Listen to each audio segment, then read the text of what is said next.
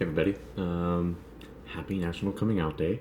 Um, it's one of those things that I don't know if we knew about when we were younger or when we were dealing with being gay or if it even existed back in the day. Like, were there coming out stories in the 70s? Who knew?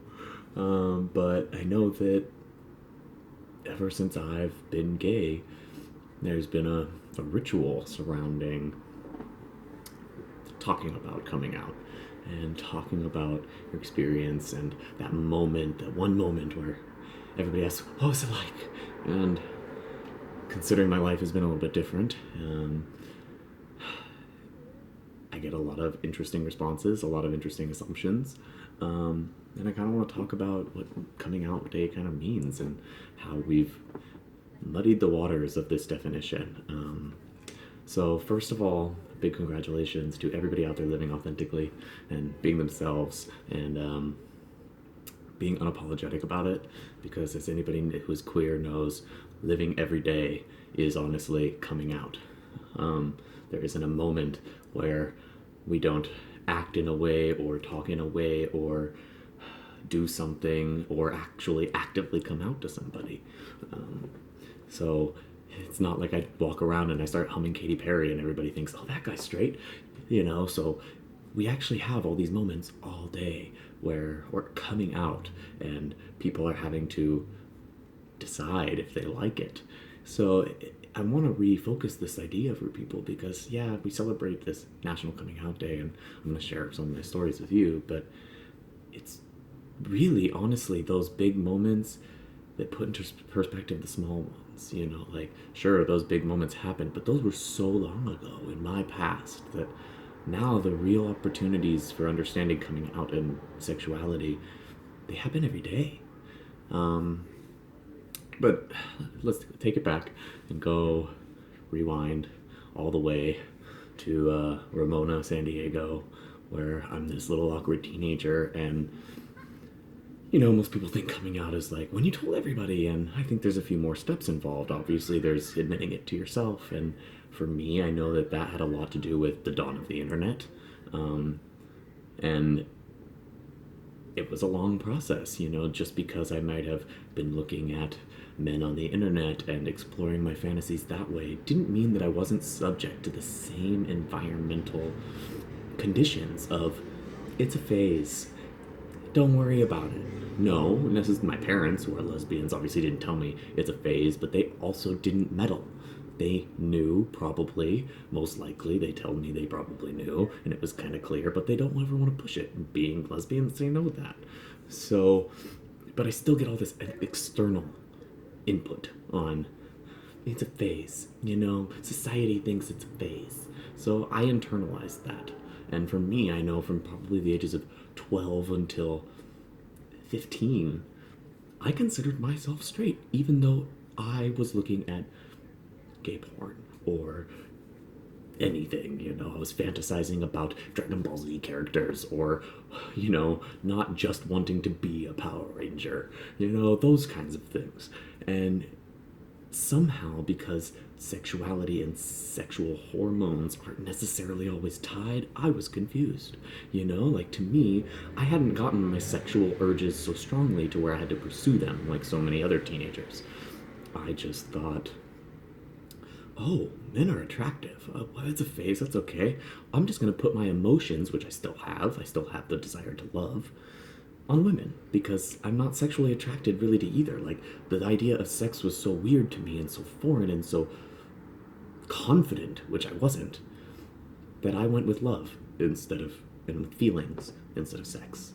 And only once I developed an intimate, not intimate that way, but a close relationship with another guy who was straight, who really made me comfortable and really made me realize that my sexual attraction for men, which I had never pursued or wanted to due to many reasons, was more.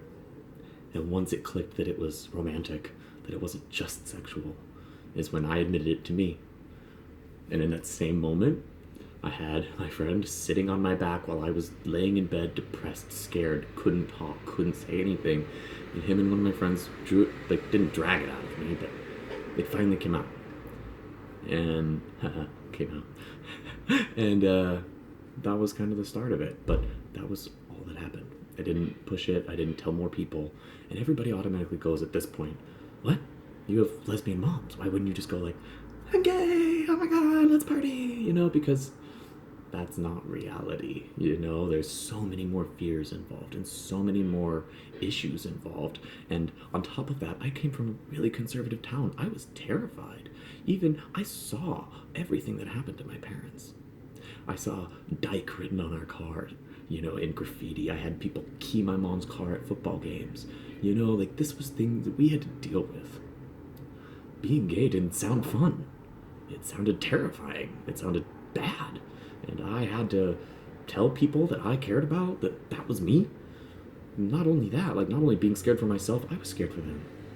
And so many people automatically, when I tell them, I'm gay, they go, oh, it's been so easy for you to tell your parents. And I'm like, actually, no. I actually didn't.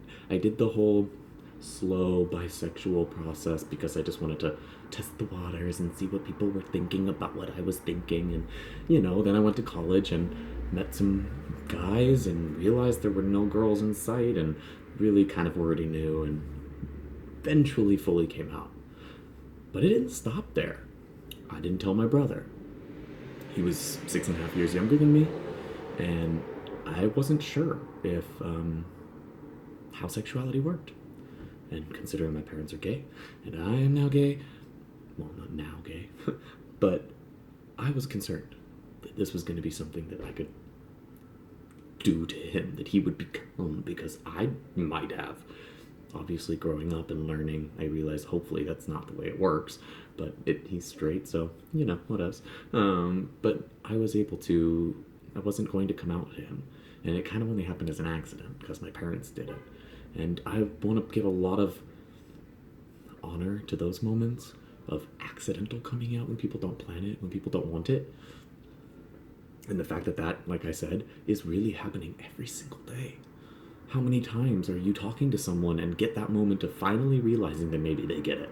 And then you're like, did something just change? This focus on a National Coming Out Day not only makes us celebrate just once the fact that we're queer and the fact that we're proud. Yeah, we have pride, whatever.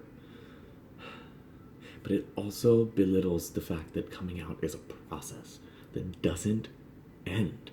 It doesn't end. You're going to do it for the rest of your life until being gay doesn't matter, until it's not a topic, until we don't talk about it like it is something that defines us. And I really want to hone in on an aspect of this, which is perspective. That one aspect of when I'm telling you I'm gay, and you maybe already knew about me, or already knew about my parents, or something, but you're just kind of putting the puzzle pieces together. Or even that moment when I tell my family friends that I have 4 moms, and you see the cogs go, and they're just suddenly working and working and working. How did that happen? What am I doing? Well, how? And they're constantly building a narrative. Everybody is constantly analyzing instead of listening and waiting. It's called perspective. If you can grant somebody the freedom of every possibility being the reason for their actions instead of the one that you are conceiving, that is how you give people the comfort to come out, to be themselves, to live authentically.